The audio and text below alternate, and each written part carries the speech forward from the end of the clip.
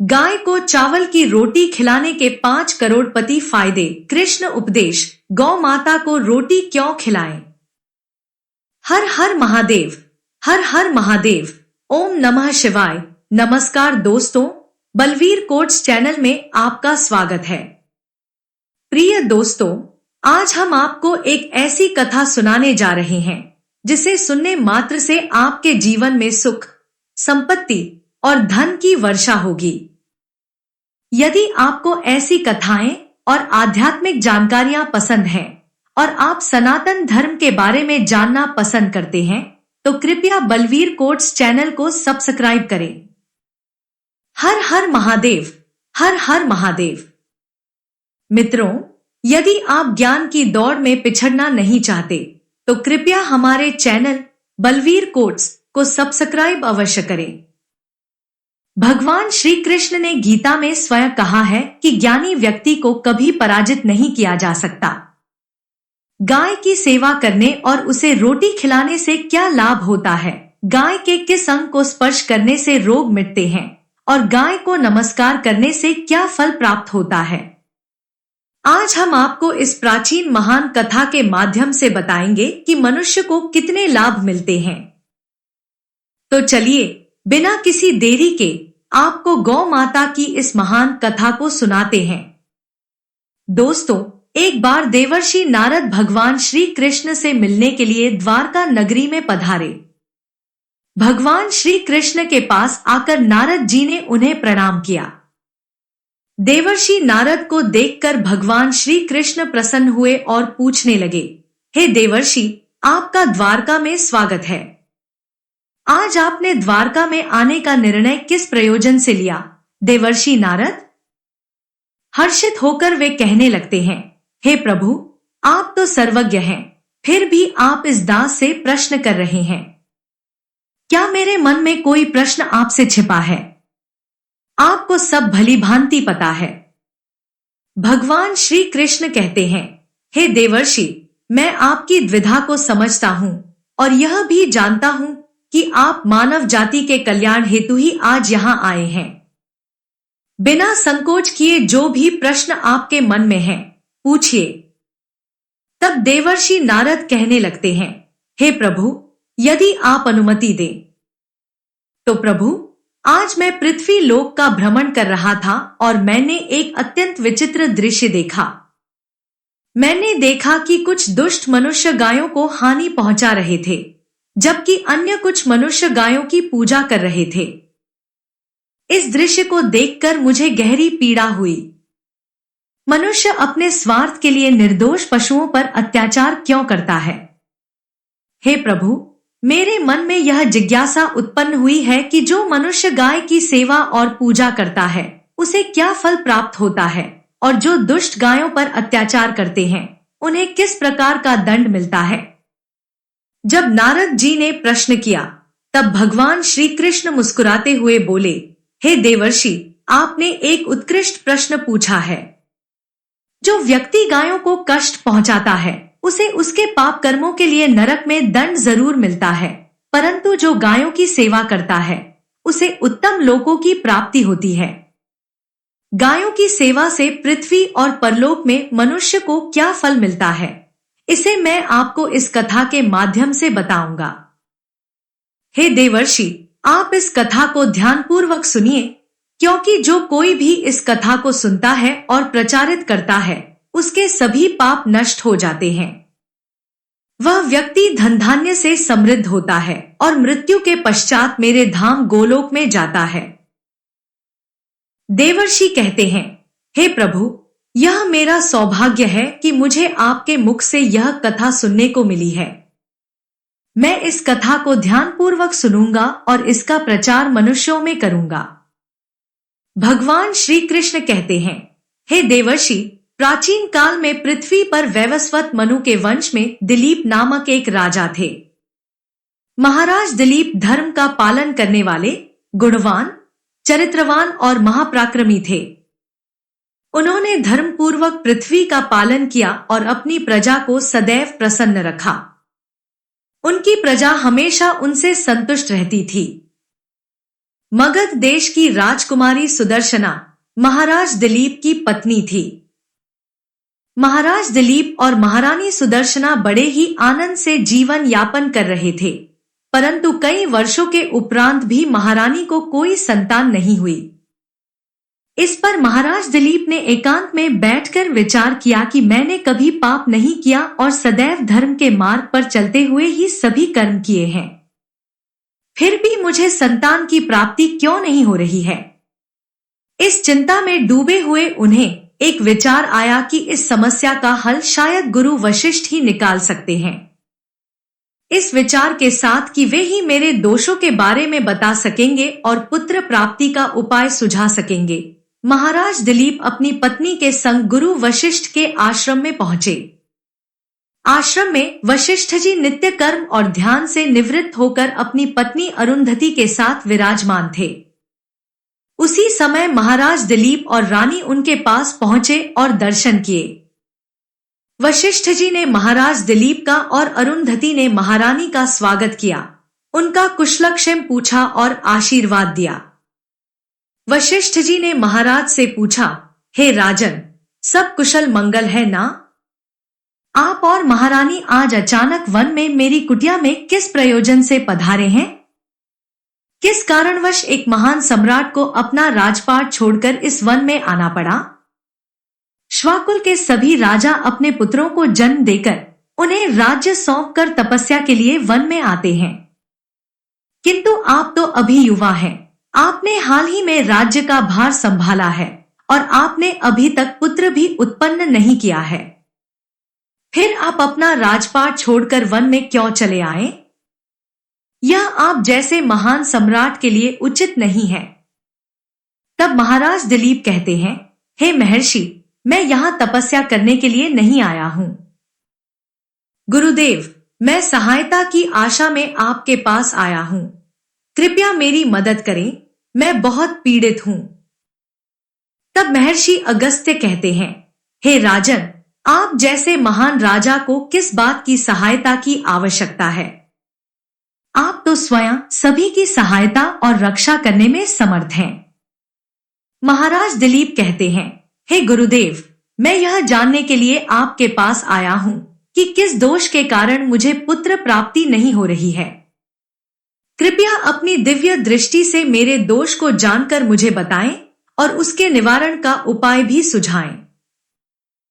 पुत्र के बिना मेरा जीवन निरर्थक हो जाएगा और मुझे मोक्ष नहीं मिलेगा।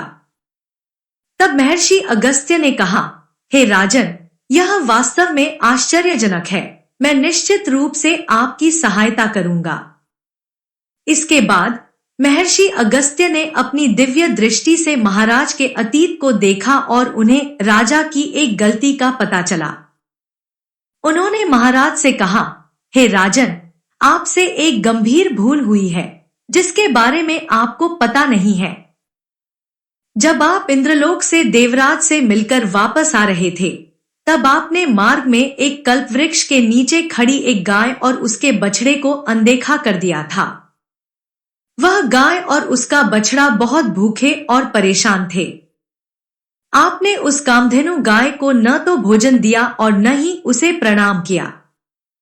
उस गाय ने आपसे मदद मांगी थी, किंतु आप अपनी प्रसन्नता में इतने खोए हुए थे कि उस गाय की पुकार तक आपको सुनाई नहीं दी। आपकी कृतज्ञता को न देखकर वह गाय बहुत दुखी हुई और उसने आपको श्राप दिया। हे राजन, जो मनुष्य गाय को कष्ट में देखकर भी उसकी सहायता नहीं करता, भूखी गौ माता को भोजन नहीं कराता, उसे महापाप लगता है। और उसी गाय के श्राप के कारण आपकी कोई संतान नहीं है। इस प्रकार महर्षि अगस्त्य ने महाराज दिलीप को उनके दोष के बारे में बताया, जिसे सुनकर महाराज बहुत दुखी हुए और पश्चाताप करते हुए बोले, हाय, यह मैंने क्या कर दिया? मुझ पर धिक्कार है। मेरी मूर्खता के कारण ही एक गाय और उसके बछड़े को बहुत दुख सहना पड़ा, इसलिए मुझे अब राजा बने रहने का कोई अधिकार नहीं है। महाराज ने महर्षि अगस्त से कहा, हे गुरुदेव, मैं अपनी इस गलती को सुधारना चाहता हूँ। कृपया मुझे कोई उपाय बताएं जिससे मैं इस भयानक पाप से मुक्ति पा सकूं। मेरा अपराध क्षमा के योग्य नहीं है, परंतु मैं फिर भी प्रायश्चित करना चाहता हूं। तब महर्षि अगस्त ने कहा, हे राजन, आप दुखी न हो। इस दोष से मुक्ति का उपाय निश्चित ही है। आप मेरे आश्रम की नंदिनी नामक गाय की सेवा करें, जो उसी कामधेनु गाय की पुत्री है जिसकी आपने पहले सहायता नहीं की थी। अपनी पत्नी के साथ मिलकर आप उस गाय की सेवा करें और उसकी आराधना करें, वह आपको अवश्य ही पुत्र देगी। जैसे ही नंदिनी गाय आश्रम में प्रवेश करती है, महर्षि अगस्त्य ने कहा, हे राजन, देखिए, केवल स्मरण करने मात्र से ही यह कल्याणकारी नंदिनी गाय आपके पास आ गई है। आप भाग्यशाली हैं। यह गाय निश्चित ही आपके दुख दूर करेगी। आप वन में इस नंदिनी गाय के पीछे चलें और इसकी सेवा करें। जंगल में रहने वाले हिंसक पशुओं से इसकी रक्षा करें और आश्रम में वापस आने पर रानी सुदिनाई की सेवा करें। इससे प्रसन्न होकर यह गाय आपको निश्चित ही पुत्र प्रदान करेगी। तब महाराज दिलीप ने वैसा ही करने का संकल्प लिया और अगले दिन सुबह महारानी ने गाय की आराधना की। महाराज गाय को चराने के लिए जंगल में ले गए। जब गाय चलने लगती, महाराज उसके पीछे चलते और इधर-उधर से हरी घास लाकर उसे खिलाते। जब गाय किसी पेड़ के नीचे बैठती, तो महाराज भी उसके पास बैठकर विश्राम करते, गाय के शरीर से कीड़े और मच्छर हटाते और अपने हाथों से उसके सिर को सहलाते। इस तरह महाराज गाय की सेवा में समर्पित रहे। जब संध्या हुई, महाराज उस गाय के साथ आश्रम वापस लौटे। आश्रम पहुंचते ही गाय ने अपने खुरों से धूल उड़ाई, जिससे महाराज का शरीर पवित्र हो गया और उनके सभी पाप धुल गए। तब महारानी सुदर्शना ने आगे बढ़कर नंदिनी का स्वागत किया और विधिवत उसकी पूजा की, बार बार उसके चरणों में सिर झुकाया। उसके बाद गाय की परिक्रमा करके हाथ जोड़कर वह उसके सामने खड़ी हो गई। फिर गाय ने रानी की पूजा स्वीकार की और उन पर अपनी दृष्टि डालकर सभी दोषों को समाप्त कर दिया। गाय की दृष्टि पड़ते ही रानी अत्यंत पवित्र हो गई। इस तरह महाराज दिलीप ने नंदिनी गाय की सेवा करते हुए 20 दिन बिता दिए। फिर 21वें दिन जब वे गाय को लेकर जंगल में गए, तो गाय हिमालय पर्वत की ओर चढ़ गई और महाराज भी उसके पीछे गए।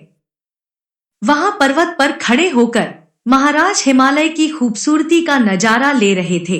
तभी एक शेर ने आकर नंदिनी गाय को जबरदस्ती पकड़ लिया। राजा को शेर के आने का पता तक नहीं चला और शेर के पंजे में फंसी नंदिनी ने एक दुखद स्वर में जोर से चीख पुकार की, हे महाराज, मेरी रक्षा करो। गाय की पुकार सुनते ही महाराज ने देखा कि एक भयानक शेर ने उसे जकड़ लिया है और उसकी आंखों से आंसू बह रहे हैं। इस दृश्य को देख महाराज व्याकुल हो उठे। उन्होंने तत्काल अपना बाण निकाला, धनुष पर चढ़ाया और शेर को मारने के लिए प्रत्यंचा खींची। लेकिन जैसे ही शेर ने महाराज की ओर देखा, महाराज का शरीर अचल हो गया और उनकी शक्ति क्षीण हो गई। उनका सारा बल समाप्त हो गया था और अब उनमें उस बाण को छोड़ने की भी शक्ति नहीं बची थी। तब वह शेर महाराज से कहने लगा, हे राजन, मुझ पर प्रहार करना तुम्हारे वश की बात नहीं है, क्योंकि भगवान शिव मेरी पीठ पर पैर रखकर नंदी पर आरूढ़ होते हैं। इसलिए तुम मुझे मारने की चेष्टा मत करो और यहां से चले जाओ। विधाता ने इस गाय को आज मेरे लिए भोजन नियुक्त किया है, इसलिए तुम इसमें हस्तक्षेप मत करो। मैं जानता हूं कि तुम सूर्यवंशी राजा दिलीप हो और इस हिमालय पर्वत पर भगवान शिव की महिमा व्याप्त है, इसलिए आप तुरंत ही यहां से चले जाएं। फिर महाराज ने कहा, हे मृगराज, कृपया इस गाय को मत मारिए। यह महर्षि वशिष्ठ की प्रिय नंदिनी गाय है, जो उनके सभी मनोरथों को पूर्ण करती है। इसकी हत्या से आपको महापाप लगेगा। गुरुदेव ने मुझे इस गाय की रक्षा और सेवा करने का आदेश दिया है। इस गाय का एक बछड़ा भी है जो घर पर इसकी प्रतीक्षा कर रहा है। मैं इसे मरने के लिए नहीं छोड़ सकता। आप भगवान शिव के अनुयायी हैं, इसलिए आपके हाथों से इस गाय को छुड़ाना मेरे लिए असंभव है। इसलिए हे मृगराज, मैं आपसे विनती करता हूं कि आप इस गाय को जीवन दान दें। इस गाय के बदले मैं आपको अपना शरीर समर्पित करता हूं, जिससे आपकी भूख भी शांत हो और इस गाय की रक्षा भी हो जाए, साथ ही मेरे वचन का भी पालन हो। गौ रक्षा के लिए प्राण त्यागने से मुझे उत्तम गति की प्राप्ति होगी। यह कहकर महाराज ने शेर के सामने हाथ जोड़कर बैठ गए और आंखें बंद कर ली। तभी अचानक उन्हें एक स्वर सुनाई दिया, बेटा उठो, मैं तुम्हारी सेवा से बहुत प्रसन्न हूं। यह सुनकर महाराज खड़े हुए और उन्होंने देखा कि गाय सामने थी और शेर वहां नहीं था। तब नंदिनी गाय ने राजा दिलीप से कहा, हे राजन, मैंने ही अपनी माया से शेर का रूप धारण कर तुम्हारी परीक्षा ली है। यमराज भी मुझे पकड़ने का विचार नहीं कर सकते। तुम मेरी रक्षा के लिए अपने प्राण देने को तैयार थे, इसलिए मैं तुम पर बहुत प्रसन्न हूं। अब तुम मुझसे वरदान मांगो, जो भी तुम्हारी मनोकामना हो वह बताओ, मैं उसे अवश्य पूर्ण करूंगी। महाराज दिलीप ने कहा, हे गौ माता, आप अवश्य ही मेरे मन की इच्छा जानती होंगी। कृपया मुझे पुत्र प्रदान करें, यही मेरी कामना है। तब नंदिनी गाय ने कहा, हे बेटा, तुम पत्ते के द्रोण में मेरा दूध लेकर उसका पान करो, इससे तुम्हें अत्यंत बुद्धिमान और गुणवान पुत्र की प्राप्ति होगी। महाराज दिलीप ने कहा, हे माता, इस समय मैं आपके मधुर वचन सुनकर ही तृप्त हो गया हूं। अब आप मेरे साथ आश्रम चलिए। मैं आपकी पूजा आराधना करूंगा और मेरे अनुष्ठान को पूरा करने के बाद आपके अमृत समान दूध का पान करूंगा। इसके बाद महाराज दिलीप गाय को लेकर आश्रम गए। आश्रम में पहुंचकर महारानी सुदक्षिणा ने आगे बढ़कर गाय का पूजन किया। फिर गाय ने कहा, हे महारानी, आप मेरी पीठ को स्पर्श करें, इससे आपको अत्यंत गुणवान, बलवान और विद्वान पुत्र की प्राप्ति होगी। तब महारानी ने गाय की पीठ पर हाथ रखा और महाराज तथा महारानी ने उस गाय की विधिपूर्वक पूजा की। उन्होंने उसके अमृत तुल्य दूध को प्रसाद मानकर स्वीकार किया। उनकी प्रसन्नता देखकर महर्षि वशिष्ठ ने कहा, हे राजन, अब यह गाय तुम पर प्रसन्न है, इसलिए तुम्हारी मनोकामना निश्चित ही पूरी होगी। जो कोई भी गाय की सेवा करता है, उसे भोजन देता है और उसकी परिक्रमा करता है, उसके सभी मनोरथ सिद्ध होते हैं। जो गाय की रक्षा करता है, उसकी कभी भी दुर्गति नहीं होती। मृत्यु के पश्चात वह गोलोक में जाता है और भगवान श्री कृष्ण के साक्षात दर्शन का सौभाग्य प्राप्त करता है। जो श्रद्धापूर्वक गाय का दूध पीता है, जो व्यक्ति गाय की पीठ पर स्थित कुबड़ को स्पर्श करता है, वह सभी रोगों से मुक्त रहता है, और जो गाय का दान करता है, वह वैतरणी नदी को गाय की पूंछ पकड़कर सहजता से पार कर जाता है। जो स्त्री रोजाना गाय को रोटी खिलाती है, वह सौभाग्यशाली हो जाती है।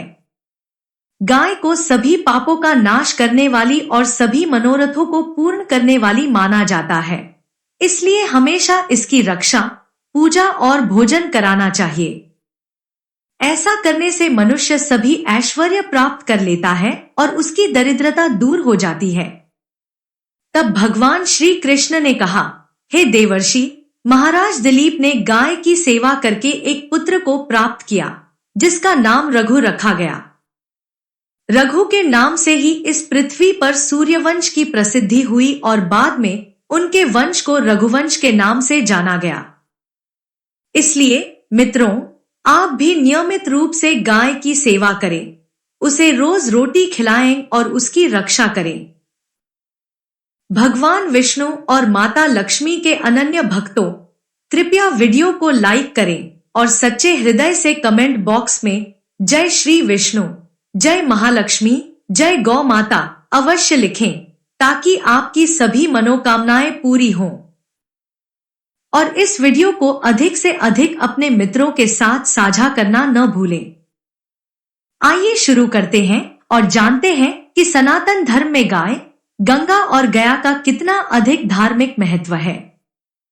यह मान्यता है कि गौ माता के शरीर पर 33 कोटि देवी देवताओं का निवास होता है और गौ माता की सेवा तथा पूजा करने वाले भक्त पर इन सभी देवी देवताओं की कृपा बरसती है। सेवा करने से न केवल इस जन्म के बल्कि पूर्व जन्मों के दोष भी दूर होते हैं। प्रत्येक सुबह जब आपके घर में भोजन बनना शुरू हो तो सबसे पहले बनाई गई रोटी को गौ माता के लिए निकालें और भोजन करने से पहले उन्हें यह रोटी खिलाएं। यदि संभव हो तो काली गाय को खिलाएं, अन्यथा सफेद गाय को भी खिला सकते हैं। प्रत्येक ऊर्जावान और मांगलिक कार्य में गौ माता या उनसे संबंधित चीजों जैसे कि गाय का गोबर, गोमूत्र, गाय का दूध या गाय के दूध से बने उत्पादों को अवश्य शामिल करें। इससे आपको उन्नति की प्राप्ति होगी। सनातन परंपरा के अनुसार जिस घर में गाय होती है वहां समृद्धि और सुख बना रहता है। उस घर से जुड़े सभी वास्तु दोष दूर होते हैं। जब किसी भी पूजा में गाय के 5 उत्पादों पंचगव्य का उपयोग किया जाता है। पंचगव्य के बिना कोई भी पूजा, पाठ या हवन सफल नहीं माना जाता। इसलिए देवी देवताओं की कृपा प्राप्त करने और शुभ फलों की प्राप्ति के लिए प्रतिदिन, सप्ताह में या महीने में कम से कम एक बार परिवार सहित गौशाला जाने का नियम बनाएं। वहां गायों को हरा चारा खिलाने से न केवल गौ सेवा होती है बल्कि 9 ग्रह भी शांत होते हैं और इससे जुड़े दोषों का निवारण होता है। गर्मियों में गायों को पानी पिलाना और सर्दियों में उन्हें गुड़ खिलाना चाहिए। ध्यान रखें कि गर्मियों में गाय को गुड़ न खिलाएं। गाय कई देवी देवताओं को अपने शरीर में धारण करती है और इससे जुड़े कई शुभ और अशुभ संकेत भी होते हैं। उदाहरण के लिए, दूध दोहते समय यदि गाय ठोकर मार दे और दूध बिखर जाए तो यह एक अशुभ संकेत माना जाता है। यदि कोई यात्रा पर निकल रहा हो और गाय अपने बछड़े को दूध पिलाती हुई शाम को दिखाई दे तो यह यात्रा के सफल होने का संकेत है। यात्रा पर जाते समय यदि गाय बाएं ओर जाए तो यह भी एक शुभ संकेत है। यह माना जाता है कि गाय का आना और रात्रि में उसकी हुंकार शुभ होती है। दोस्तों, गाय के साथ कुछ काम भूलकर भी न करें, अन्यथा घोर पाप और जीवन भर की परेशानियां मिल सकती हैं। जी हां, गाय को राष्ट्रीय पशु बनाने और उसे मौलिक अधिकार देने की बात चल रही है। तो सवाल उठता है कि जब गाय भारतीय संस्कृति का एक महत्वपूर्ण हिस्सा है तो लोग उसके साथ खराब व्यवहार क्यों करते हैं? गाय इधर उधर भटकती रहती है और लोग उसे चारा तक नहीं देते जब तक कि वह दूध देती रहती है। गायों की सेवा की जाती है, लेकिन जब वे दूध देना बंद कर देती हैं तो लोग उन्हें सड़कों और गलियों में भटकने के लिए छोड़ देते हैं। इस स्थिति में कुछ लोग गोवंश को डंडे से मारते हैं तो कुछ उन पर पानी फेंक देते हैं। कभी कभी वाहनों से टक्कर लगने पर या बीमारी के कारण ये बेचारी गायें दम तोड़ देती हैं। इसलिए यह जानना जरूरी है कि शास्त्रों में गायों के साथ व्यवहार के बारे में क्या कहा गया है। शास्त्रों के अनुसार गाय को माता का दर्जा प्राप्त है और इसे मारना या पीटना नहीं चाहिए। जो व्यक्ति गाय को मारता है उसे माता को मारने जैसे पाप का भागी माना जाता है। ऐसे घरों में नरक लोक में वर्षों तक कष्ट भोगना पड़ता है और अगले जन्म में भी दुष्परिणाम मिलता है। गौतम मुनि ने भी गलती से गाय को डंडा मार दिया था, जिससे गाय की मृत्यु हो गई और उन्हें इस पाप से मुक्ति के लिए वर्षों तक तपस्या करनी पड़ी। भगवान श्री कृष्ण ने भी वृत्तासुर का वध किया था। जिससे मुट्ठी भर या भगवान श्री कृष्ण ने संपूर्ण तीर्थों को एक स्थान पर बुलाया और उस कुंड में स्नान करके मुक्त हो गए। वहीं जो लोग पानी पीने वालों को भगाते हैं वे घोर पाप के भागीदार बनते हैं, ऐसा पुराणों में कहा गया है। जबकि जो लोग गायों के लिए चारा उपलब्ध कराते हैं वे महान होते हैं। ऐसे लोग घोर पाप से मुक्त होकर स्वर्ग प्राप्त करते हैं, धनवान बनते हैं और सुख भोगते हैं। साथ ही आराम कर रही गाय को कष्ट देने से बचना चाहिए। माना जाता है कि जहां गाय बैठती है वहां की नकारात्मक ऊर्जा दूर हो जाती है। जो लोग गाय के बैठने के स्थान को नियमित रूप से साफ रखते हैं उन्हें पूर्व जन्म के जाने अनजाने पापों से मुक्ति मिलती है और वे गोलोक में स्थान प्राप्त करते हैं। गाय को डंडा मारकर या पानी डालकर उठाने से मनुष्य पाप का भागीदार बनता है और अगले जन्म में उसे भटकना पड़ता है। शास्त्रों के अनुसार गाय का दूध उसके बछड़े के लिए होता है और मनुष्य को केवल बछड़े से बचा हुआ दूध ही ग्रहण करना चाहिए। कुछ लोग गाय का दूध दोहने के बाद बछड़े के लिए छोड़े गए दूध को भी ले लेते हैं, जिसे बहुत बड़ा पाप माना जाता है। ऐसा दूध दोहने और पीने वाले दोनों ही पाप के भागीदार बनते हैं। शास्त्रों के अनुसार गोवंश यानी गाय और बैल पर नहीं बैठना चाहिए। ऐसा करने से महापाप लगता है और ऐसे लोगों को यातना भोगनी पड़ती है। केवल महादेव के अंश नंदी ही वह गौवंश हैं जिन पर महादेव और महादेवी सवारी करते हैं। नंदी ने अपनी इच्छा से महादेव की सवारी बनने का निर्णय लिया था और शास्त्रों में गाय के दान को उच्च महत्व प्रदान किया गया है। हालांकि बूढ़ी और बीमार गाय का दान करना उचित नहीं है। कठोपनिषद में नचिकेता की कहानी भी इसी संदर्भ में है, जहां नचिकेता ने अपने पिता द्वारा बूढ़ी गाय के दान पर आपत्ति जताई थी। दूध देने वाली और बछड़े सहित गाय का दान करने वाले व्यक्ति महान पुण्य प्राप्त कर स्वर्ग में स्थान पाते हैं। यदि सूर्य, चंद्र, मंगल और शुक्र की युति राहु के साथ हो तो पितृ दोष माना जाता है। मान्यता है कि सूर्य का संबंध पिता से और मंगल का संबंध रक्त से होता है। इसलिए यदि सूर्य शनि, राहु या केतु के साथ स्थित हो या उनसे दृष्टि संबंधी हो और मंगल की युति राहु या केतु से हो तो पितृ दोष होता है। इस दोष के कारण जीवन में संघर्ष बढ़ जाता है। पितृ दोष होने पर गाय को प्रतिदिन या एकादशी, पूर्णिमा या अमावस्या के दिन रोटी, गुड़, चारा आदि खिलाने से पितृ दोष का निवारण होता है। यदि बृहस्पति आपकी जन्म कुंडली के 8वें घर में है और नीच राशि मकर में स्थित है तो यह यात्रा सफल हो सकती है। यदि आप यात्रा पर जा रहे हैं और आपके सामने गाय या उसका बछड़ा दिखाई देता है तो यह एक शुभ संकेत है कि यात्रा सफल होगी। घर में गाय होने से वास्तु दोष भी समाप्त हो जाते हैं। आपको यह भी बता दें कि गाय को प्रतिदिन ताजी रोटी खिलाने से लाभ होता है। यह सुनिश्चित करें कि बनी हुई रोटी को आप गाय को तुरंत खिला दें। अगर आप रोटी को संग्रहित करेंगे तो वह बासी मानी जाएगी और गाय को बासी रोटी नहीं खिलानी चाहिए। ऐसा करने से घर में नकारात्मक ऊर्जा का वास होता है और आपके कार्य भी सफल नहीं होंगे। इससे घर में दरिद्रता बनी रहेगी और आपको किसी भी कार्य में सफलता नहीं मिलेगी। इसलिए प्रयास करें कि गाय को रोज ताजी रोटी खिलाएं और बासी रोटी कभी न रखें। साथ ही सड़ी हुई रोटी गाय को नहीं खिलानी चाहिए। यदि घर में कोई फल या सब्जी सड़ जाए तो कुछ लोग उसे गाय को खिला देते हैं, पर ऐसा करना उचित नहीं है। यदि आप सड़ीगली चीजें गाय को खिलाते हैं तो यह पाप का कारण बन सकता है।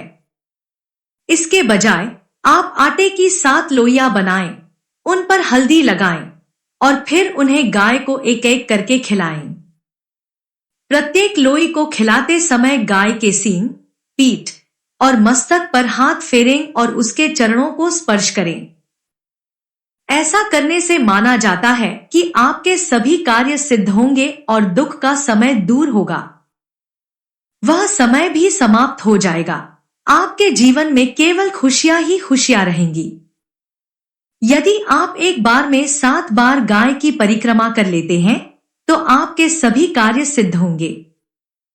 जब भी आप गाय को रोटी दें तो रोटी पर थोड़ी हल्दी लगाएं या थोड़ा गुड़ रखें, इससे आपको लाभ होगा। आशा है कि आज की प्रस्तुति आपको समझ में आई होगी।